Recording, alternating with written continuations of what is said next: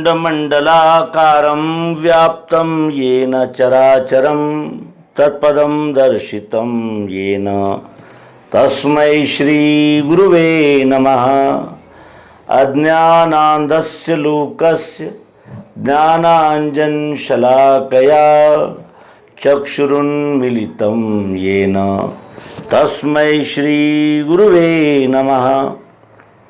अध्यात्म विश्वविज्ञान YouTube channel पर अपने सभी प्रिय मित्र, आचार्य, गुरुजन, हमारे मार्गदर्शक, हमारे टीम के सभी सदस्य और हमारे अत्यंत प्रिय व्यूअर्स, शेयरकर्ता और सब्सक्राइबर्स सभी का हार्दिक स्वागत समादर करते हैं।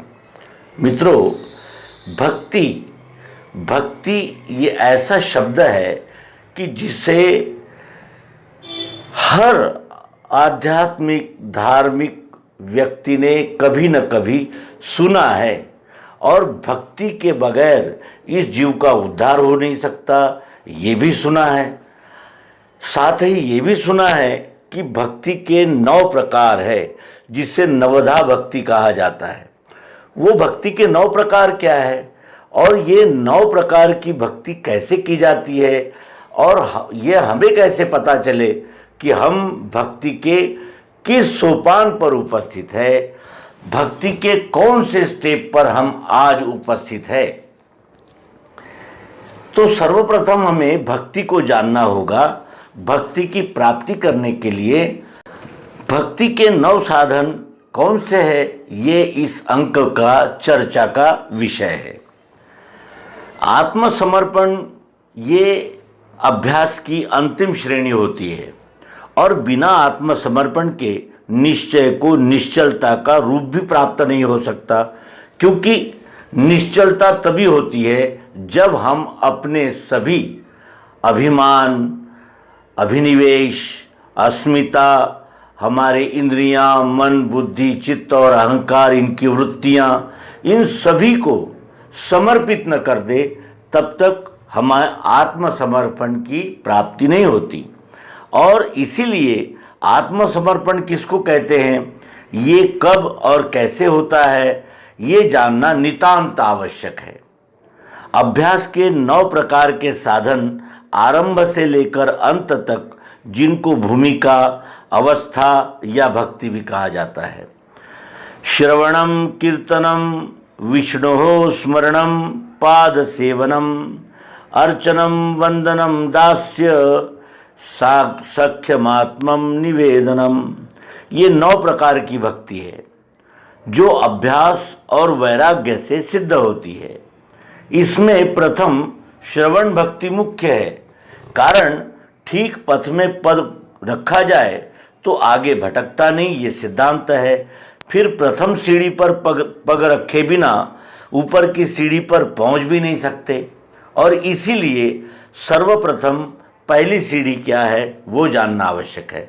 पहली सीढ़ी है सद्गुरु से दिव्य चक्षु अर्थात आत्मयोग का श्रवण, क्योंकि बिना दिव्य चक्षु अनुभव के प्राप्त हुए शब्द ज्ञान का अंत नहीं होता, क्योंकि शब्द से शब्द, शब्द से शब्द, ये कभी रुक ही नहीं सकते।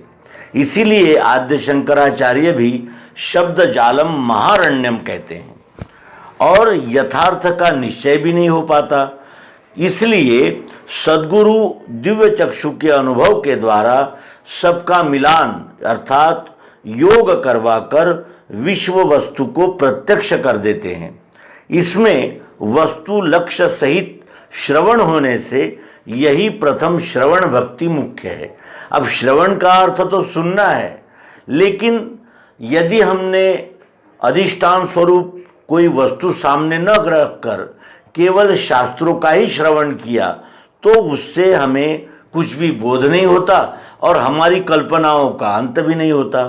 इसीलिए सद्गुरु के द्वारा प्रत्यक्ष यथार्थ दिव्य चक्षु का अनुभव होना और उस अनुभव के साथ साथ उसका विश्लेषण श्रवण करना, ये पहली श्रवण भक्ति है जो मुख्य कही जाती है भक्ति मार्ग का आरंभ।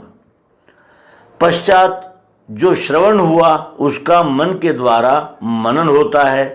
मनन के द्वारा जब वो अमृत, जो ज्ञान अमृत हम प्राशन करते हैं, वो वाणी के द्वारा निरंतर योग सहित चर्चा अभ्यास करना, ये कीर्तन है। ये यथार्थ वाचिक तप है। इससे क्या होता है तो अंतर्बाह्य यानी मानसिक कायिक दोनों तरफ का तप स्वयं होता रहता है। पहला श्रवण, उसके अनंतर उसका कीर्तन अर्थात वाचिक रिवीजन जिसे कहते हैं अभ्यास। इस प्रकार मनन होते हुए बुद्धि में निश्चय स्थिर हो जाता है, क्योंकि जब हम श्रवण करते हैं उसका जब हम बार बार उच्चारण करते हैं तो उससे मनन होता है और मनन से बुद्धि में निश्चय स्थिर होता है। फिर जब मननावस्था के विचारों का संकलित हो जाता है, जब मननावस्था से विचारों का निश्चय में संकलन हो जाता है, तब तीसरी अवस्था स्मरण प्रारंभ होती है। स्मरण का अर्थ होता है सदैव याद रखना।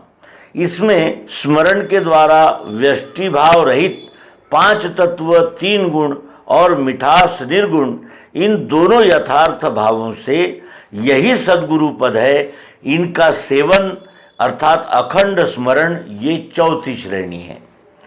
इसके पश्चात जिस स्थान से वस्तु प्राप्त हुई उसमें श्रद्धा सहित सेवा भाव प्रकट होना, ये 5वीं अर्चन अवस्था है। सेवा भाव में सद्गुरु सर्व अधिष्ठान रहने से स्वतः ही वंदन अर्थात नमन होता है।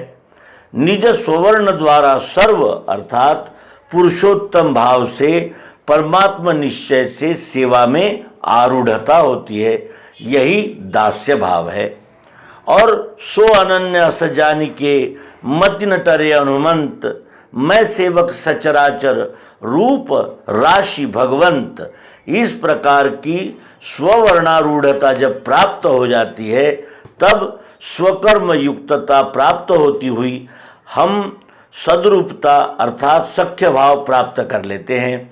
और सख्य भाव प्राप्त हुआ कि फिर आत्मसमर्पण होने लगता है।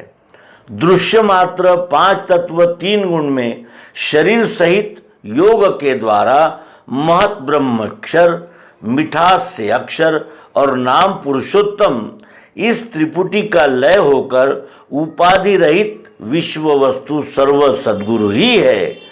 इस निश्चय में स्थित होने से यही वासना रूप बीज का पूर्णतया निशेष लय हो जाता है और ये वासना रूपी बीज जो है वो दग्ध होता है अर्थात समाप्त होता है।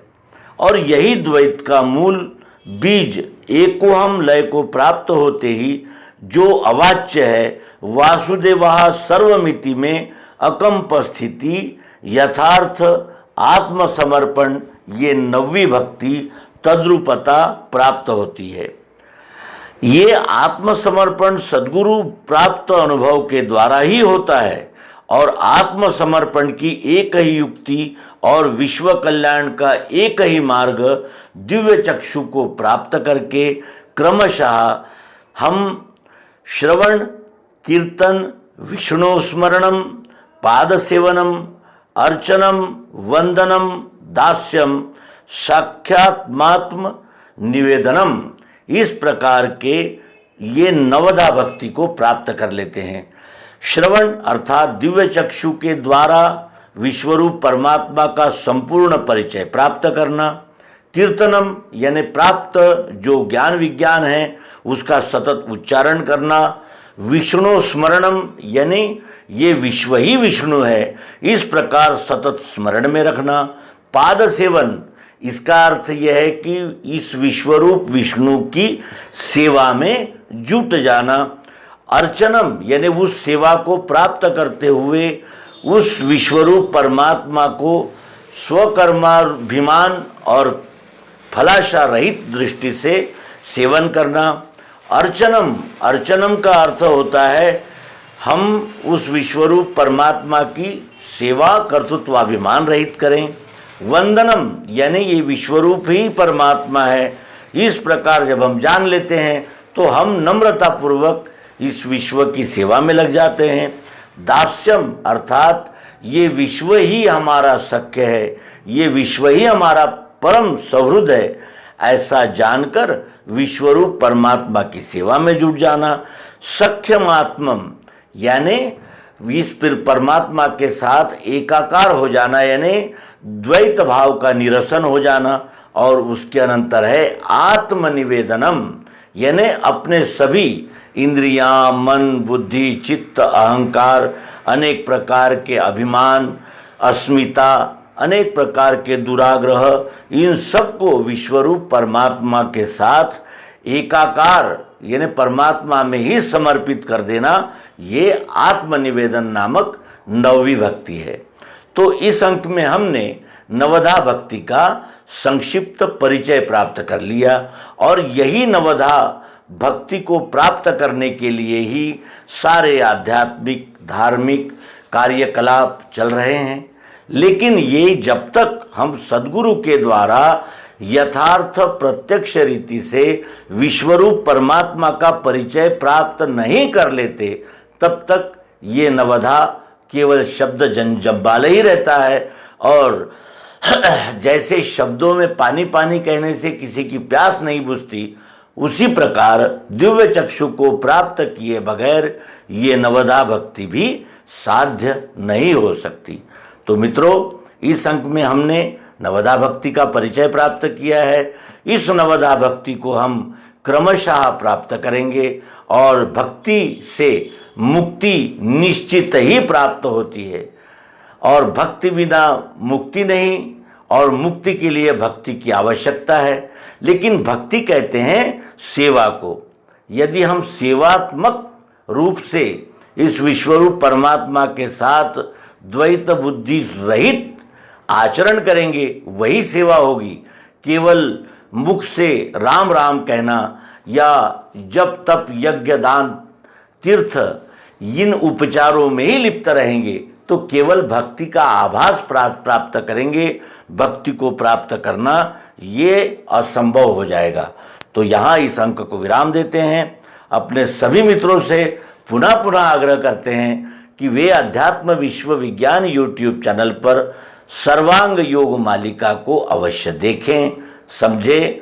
संबंधित कोई प्रश्न हो, शंका समाधान हो तो शंकाएं प्रस्तुत करें, जिसकी अल्पमति यथामति के द्वारा हम समाधान करने का प्रयास करेंगे। नर्मदे हर सद्गुरु भगवान की जय, विश्वरूप परमात्मा की जय। ओम शांति शांति शांति।